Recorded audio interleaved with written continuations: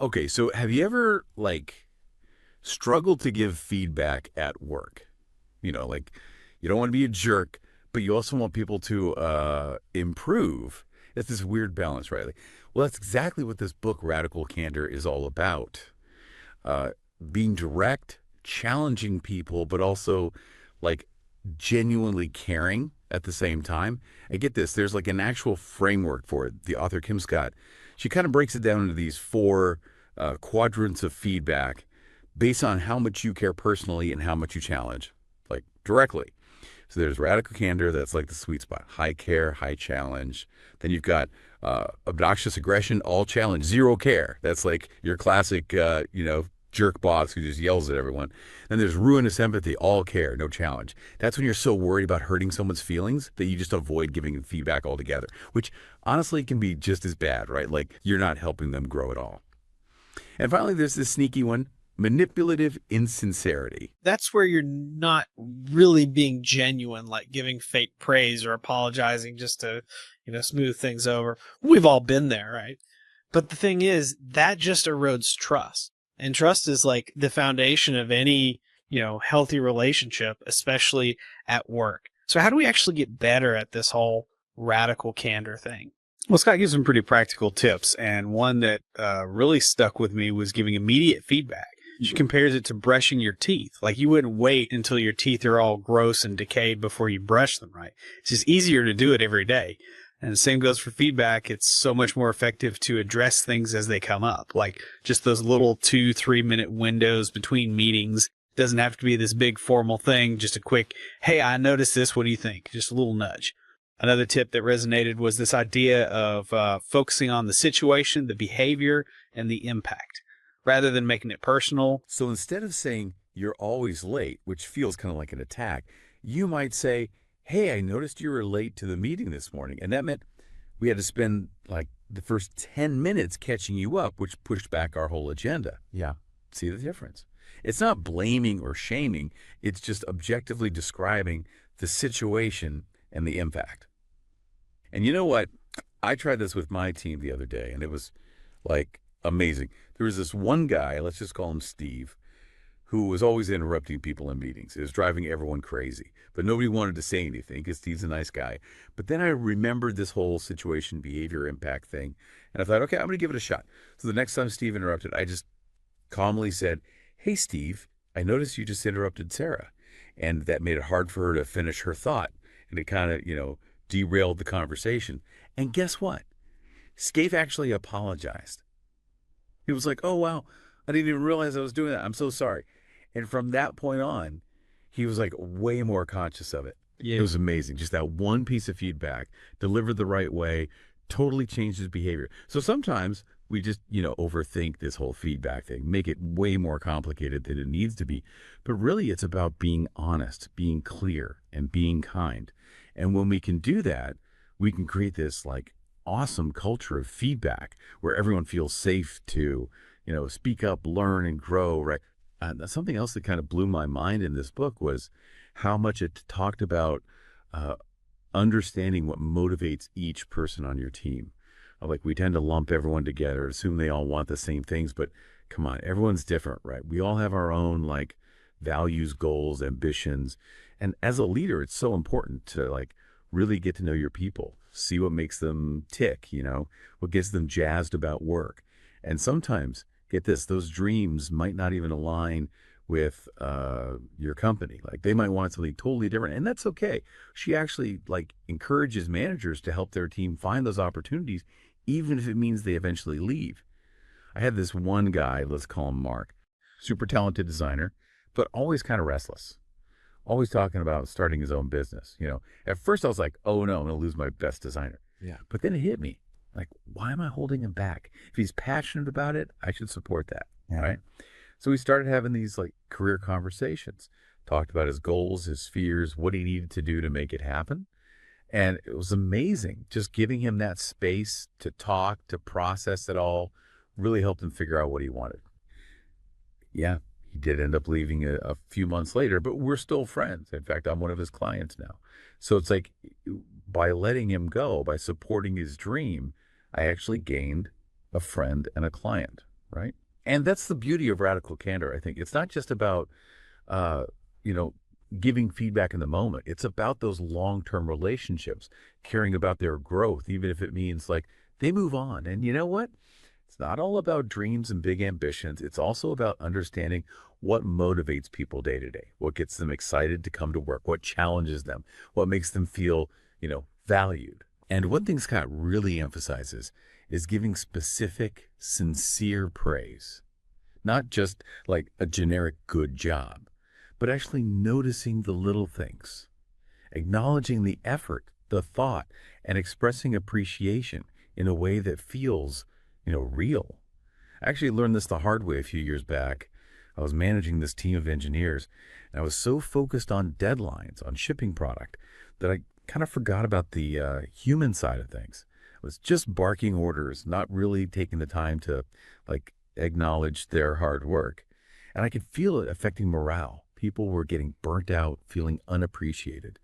So I made a conscious effort to start giving more specific praise. Like instead of just good job on that feature, I'd say something like, hey, I really appreciate how you went above and beyond to launch that feature on time. Those extra hours you put in, they really made a difference. And you know what? It made a huge difference. People felt seen, valued, and their motivation just shot up. Yeah. That's when I realized praise isn't just some fluffy feel-good thing. It's a powerful tool. It can really impact people's performance, their well-being. And it doesn't have to be this big production, right?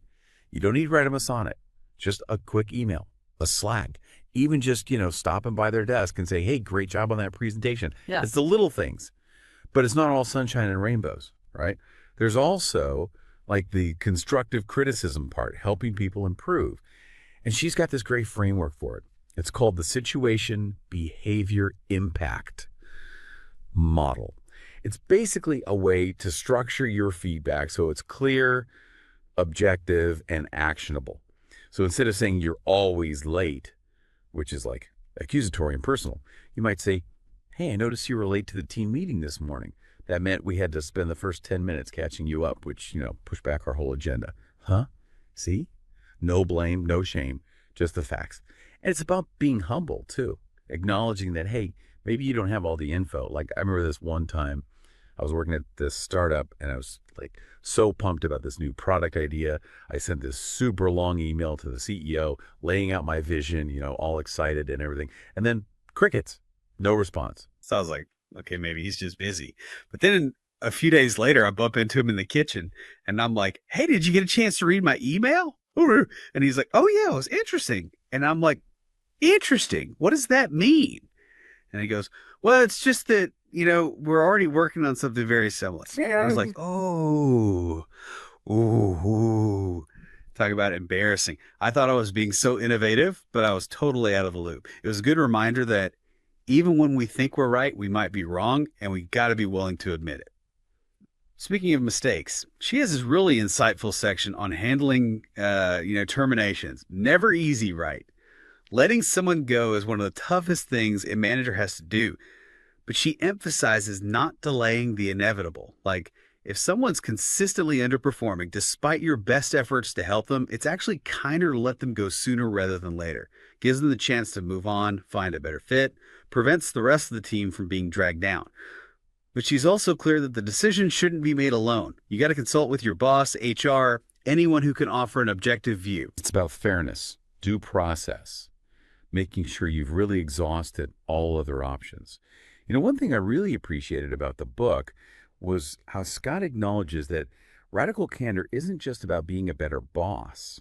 It's about being a better human, showing up authentically, being vulnerable, building those real connections.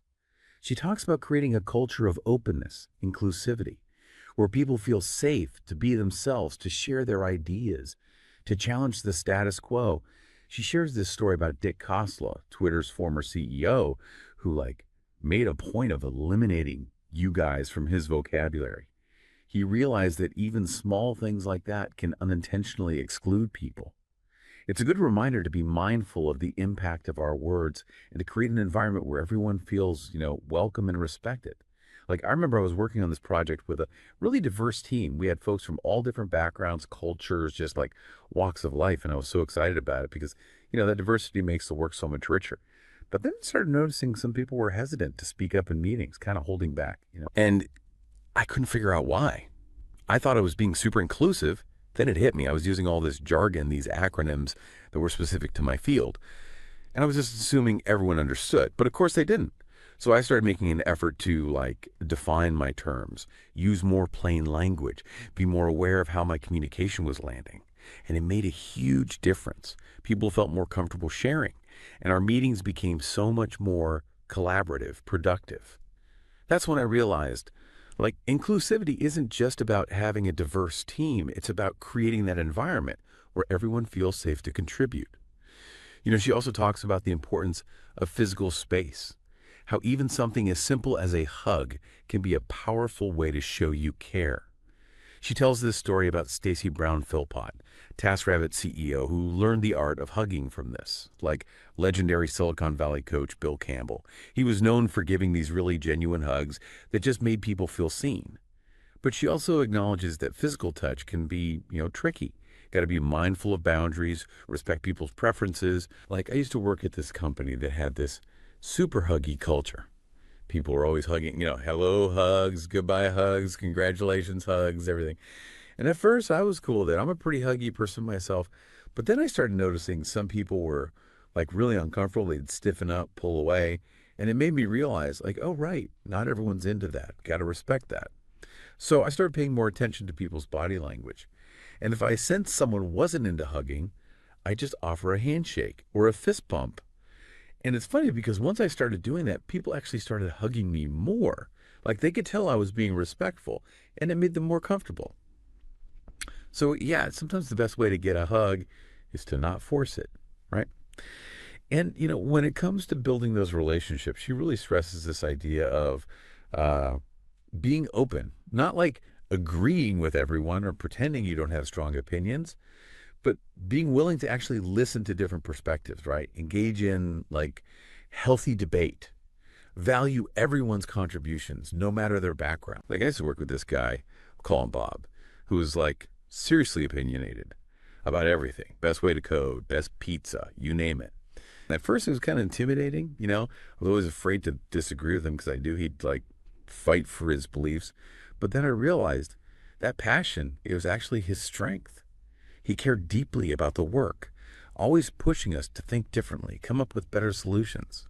Once I stopped being afraid to disagree, our conversations became so much more interesting, more productive even. We'd debate ideas, challenge each other's assumptions. Even if we didn't agree, we always respected each other's opinions.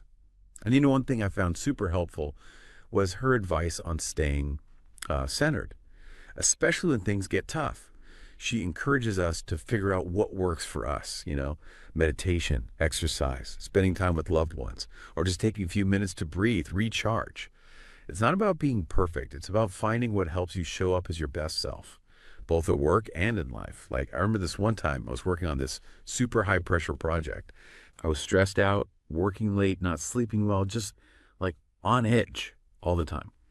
And I was talking to my friend about it, and she's like, you should try meditating. I'm like, meditating? I don't have time for that. I got a million things to do. But she insisted, just 5 minutes a day, it'll make a difference. It's fine, 5 minutes. What have I got to lose? And honestly, it was game changer. Those 5 minutes of quiet every day helped me clear my head, de-stress, just feel more grounded. And it made me a better leader too, more patient, more understanding, just, easier to be around. And I think that's a really important point. We're all human. We all mess up sometimes. But that doesn't mean we can't strive to be better, to be more compassionate, more understanding, more effective in how we interact with each other. That's what Radical Candor is all about, I think. Creating a world where we can be honest with each other, challenge each other to grow, and celebrate our successes together. One thing that kept hitting me as I was reading Radical Candor was how much traditional management advice is kind of manipulative, that whole sandwich thing. Praise, criticism, praise. It feels so fake. Scott's approach is refreshing because she's all about being direct, honest, but also caring, empathetic, not sugarcoating, not trying to trick people into doing what you want. It's about authenticity, vulnerability, building real trust. One thing that really resonated was her emphasis on soliciting feedback, not just giving it, but asking for it. It's so easy to get stuck in our own heads, assume we know best, and forget to ask for input. But she reminds us everyone has something valuable to offer. We can learn so much from listening, even from those who disagree with us. She talks about this technique she used with her team in Japan, where criticizing management was like a cultural taboo. She told them this story about Toyota and their red box. New employees had to stand there and criticize at least 3 things on the assembly line before they could leave. It was a way to encourage continuous improvement, make it safe for people to speak up, share their ideas, even if they were critical. And it worked. Her team opened up, shared their thoughts, their suggestions, and it made the company better. And she encourages us to do the same, right? Create a culture where it's safe to challenge us, point out our blind spots, help us grow as leaders.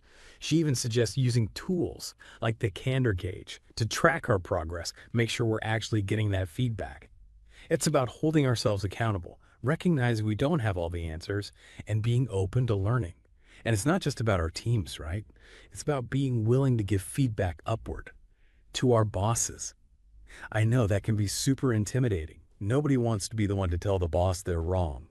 But Scott argues it's actually our responsibility. It's a sign of respect, of care, to be honest, even when it's tough. And she gives some great tips on how to do it effectively, like framing your feedback around the situation, the behavior, the impact, not making it personal. And she reminds us, even if our boss doesn't react well at first, it's still important to have those conversations. It might take time, but by being persistent, respectful, we can help create a culture where feedback is valued at all levels. At the end of the day, I think that's what radical candor boils down to.